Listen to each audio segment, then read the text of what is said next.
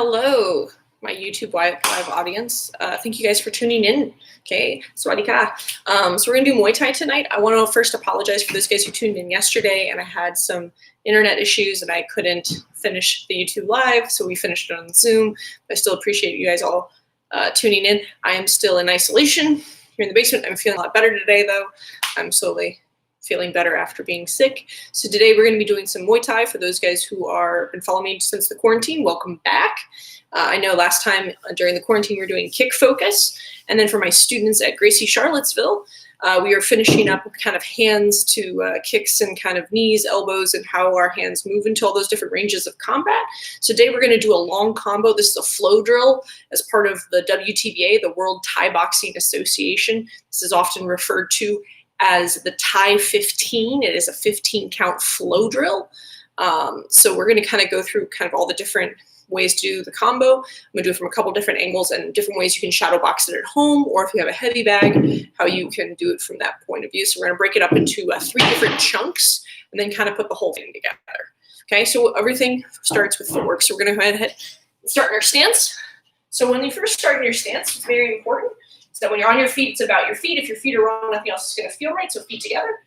1, 2, 3 and a half. This is our Thai stance. My front foot is always pointed forward. Okay, making sure it's pointing at the top. So my hips are kind of bladed off. I never want to stand sideways in Muay Thai. My leg is very much exposed to that, which apparently everyone knows now why. Okay, back foot's at a 45. My feet are on train tracks. My weight is going to be kind of 60-40. I'm even almost like 55-45. Kind of light on this lead leg. I never want to be kind of in a grappling stance, always light on this lead leg. I should be able to slide a dollar bill under my heels at any time. And I want to make sure I'm going to put on my Muay Thai hoodie, hands at eyebrow level, elbows in. I'm just kind of resting my elbows on my lats. This is what we're looking from a side view. Feet together. 1, 2, 3 and a half. And I apologize, I have a lot of objects here, so you have to bear with me. Okay, in my stance, elbows in. Okay, making sure that my weight is nice and balanced here. The balance is really, really important. It's actually the most important thing in Muay Thai. So now we're just going to start with our step and slide. So step, slide forward, side, side, and then back, or plus sign shape. So from the front, forward, side, side, and then back. What I don't want is stepping here, my feet come together, because this is just bad dancing. So I always want to make sure I'm in my stance the whole time. And my weight is on the balls of my feet. It is not on my heels. The biggest problem that I see a lot of people is that their heels start to line up. They start to turn sideways and kind of blade off there here. I want to make sure I keep this stance the whole time. So forward, side, side, and then back. Different angle. Forward, side, side, and then back. Okay, this is just your basic kind of plus sign shape. So we're going to be doing kind of all ranges of combat today. We're going to be in punching range, kicking range, elbow range, and knee range. So we're going to put everything kind of together. So if you want to warm up on your own, this is how I like to kind of warm up. My first round, I'll do like 5 rounds of shadow boxing when I was in isolation during the quarantine. The way I like to do it is the first round, I typically only do like defense. By that I mean different types of footwork, working on shielding, working on covering, moving out of the way, long guard, and I'll just kind of work defense and move around a little bit. Okay, not even actually even throwing anything. Just really focusing on my footwork, my defense, my balance. Maybe I'll throw in a teep just to kind of work on that. That's fine. That will be like my first round of shadow boxing. My second round of shadow boxing typically will just be hands. And this will be like hands, just working on my boxing, like my jab, my cross, really focusing on rotation of my shoulders, maybe adding some defense, some head movement, some covering, some long guard, some slipping. Whatever I want to do, that will be like my second round of shadow boxing. Typically just to kind of warm up my hands. And if I have a mirror, like a bathroom mirror, that would be even better. So I can look in the mirror, start moving around. Okay, making sure that I'm staying light on my feet, making sure I'm really turning my shoulders, my hands, all that good stuff. Okay, my third round, that's where I'll do my hands to feet, feet to hands, often referred to as your 4 counts. If you watch some of my previous videos, this is going to be like your kicks, your hands to your kicks, okay, all that good stuff. Okay, so always making sure hands to feet, feet to hands, maybe throw a couple of hands and then finish with a kick. Whatever you want to do, making sure we're always balanced, work on our defense, all that good stuff. Now, that will be usually my third round. My fourth round, to warm up, I'll typically do elbows to knees, knees to elbows. So throw out some elbow combinations, finish with some knees, do some skip knees. Really focusing on rotation, warming up the body, okay, whatever that is. And then the last round, I'll typically put it all together. And this is when you can do your Thai 15. So we're gonna break this up really slow into chunks to make it. I'm gonna show it from 2 different angles. So I'm gonna show our 3. Forward, I'm gonna show it this facing this direction and this direction, so it should be very clear for everyone. So the first part of our Thai 15 is a defensive move. We're going to parry the cross, and then we're gonna high elbow cover, step sliding in to deal with the big hook. So we're gonna parry the cross, high elbow cover, step slide in really hard. Okay, when I do my high elbow cover, it's really important that I'm pulling the back of my head. My elbow covers my nose, making sure that this is all tight. And this is all really, really tight together. I don't want this to be loose because then I'm gonna knock myself out with my own arm. And that's just awkward. So make sure all of this is really, really tight. So one more time, we're gonna parry, high elbow cover. Then I'm gonna cover, horizontal elbow, downward diagonal. When I throw my downward diagonal, I want to turn this hand out and really turn tight here, making sure my shoulder covers my jaw. Now I'm gonna do my inward knee, and then step out, left kick, okay? That's our first chunk. So we're gonna parry, high elbow cover, horizontal, downward diagonal. Now when I do my knee, I wanna make sure it's an inward knee. So I'm gonna bring it up, in, then I step out, kick. And I'm throwing a leg kick just because of space, because I don't wanna kick over my record player. That would be awkward. Okay, facing the opposite direction. So I'm gonna parry, high elbow cover, horizontal, turn, downward diagonal, right inward knee, and then left kick. Okay, you'll notice when I'm shadow boxing my kick, I'm kicking, turning it over, and bringing my knee up. That's like kind of bleeds off the power and kind of stops it from moving. Okay, so this is a good time for me to take questions, if there are any. So I got asked to kick my lamp. I'll think about it, okay?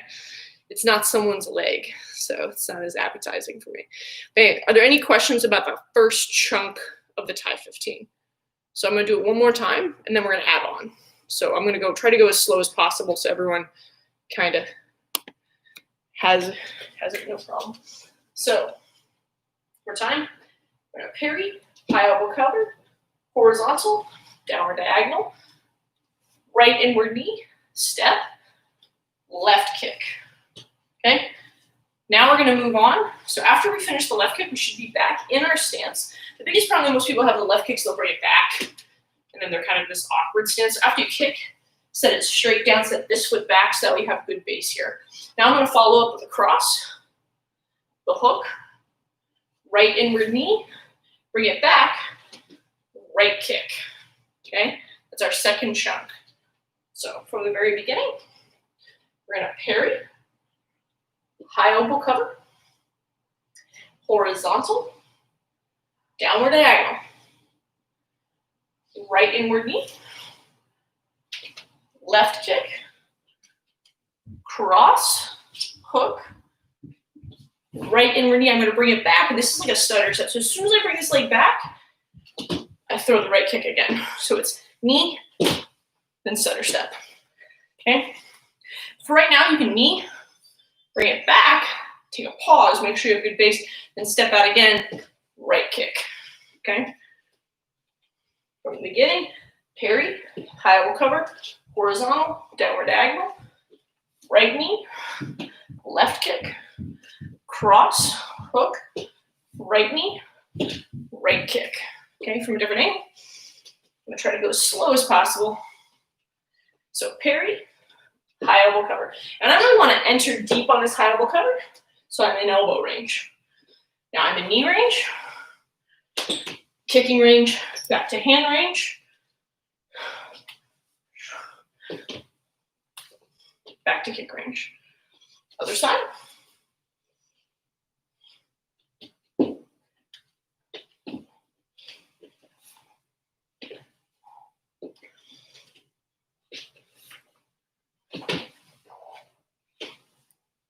Okay, did it without kicking any of my furniture. I'm proud of myself. So we're about halfway through the Thai 15. So this is a good time to ask me any kind of like nuanced questions, whether it's footwork, covering, or why we do one versus the other. One of the common questions I get is, after the knee, do you step forward or back? And like in anything in fighting, the answer is, it depends. It depends on what your opponent does. It also depends whether you're moving them on the knee. So if I'm doing this inward knee, and I'm not moving them, I have to retract it back. So knee here, bring it back, or I knee, and I would typically tie up then. But if I'm moving them, it's okay to step forward. And that's going to make that left kick a little bit easier. So if you're practicing this on the heavy bag, you really want to make sure that you're really making this a penetration or an inward motion. So I'm really lifting and moving from the hip. My heel's coming close to my butt, and I'm hitting at the front of the knee. I'm not like juggling a soccer ball.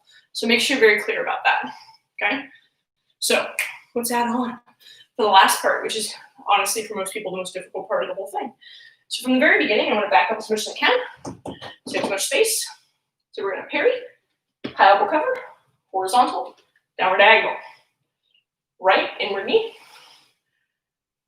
left kick, cross, hook, right inward knee, right kick. Now I'm going to come back to my stance. Now the person who's going to throw the cross at me, one of the most common counters in Thai for anytime someone does something offensive to you is to teep. So I teep. They throw the cross again, I'm going to bob. So I'm going to bring this knee to this knee, being my head off center line, but I'm not changing levels in Thai because that's how you get kicked in the neck. So I'm going to make sure I have good base here. Now I'm going to throw the hook, the cross, okay, then the last right kick. And that is the whole thing. Okay, so we're going to go through the whole thing one more time. Okay. And then feel free to ask questions anytime. So you can text it in to the comment section. So parry, high elbow cover, horizontal, downward diagonal, right knee, left kick, cross hook, right knee, right kick. Okay, now we're going to go ahead and teep, bob, hook, cross, and on the last kick I typically spin through, just because it feels good. Shield when you're done, just getting a good habit of that. So I'm going to show from another angle. So parry, high elbow cover, horizontal, downward diagonal, knee, left kick, cross hook, knee, right kick, teep, bob, hook, cross, and then right kick. Okay, and that is the whole thing. Last angle. Parry, high elbow cover, horizontal, downward diagonal, knee, left kick, cross hook, knee, right kick, teep, bob, hook, cross, and then our last right kick. So that is our Thai 15 count, and it's a flow drill. So you have different types of drills in Muay Thai. You have drills for tool development, which is like how do you throw a good kick, how do you throw a good punch, et cetera, et cetera. And in Thai, it's very important, like how do you throw it and how do you throw it hard. Second thing you have is like you have like combos, or basically drills for functionalization of the art, like combos you'd actually throw in fighting. And then also, then your third thing is you have combos to develop flow and range management. So what tool do we develop in what range?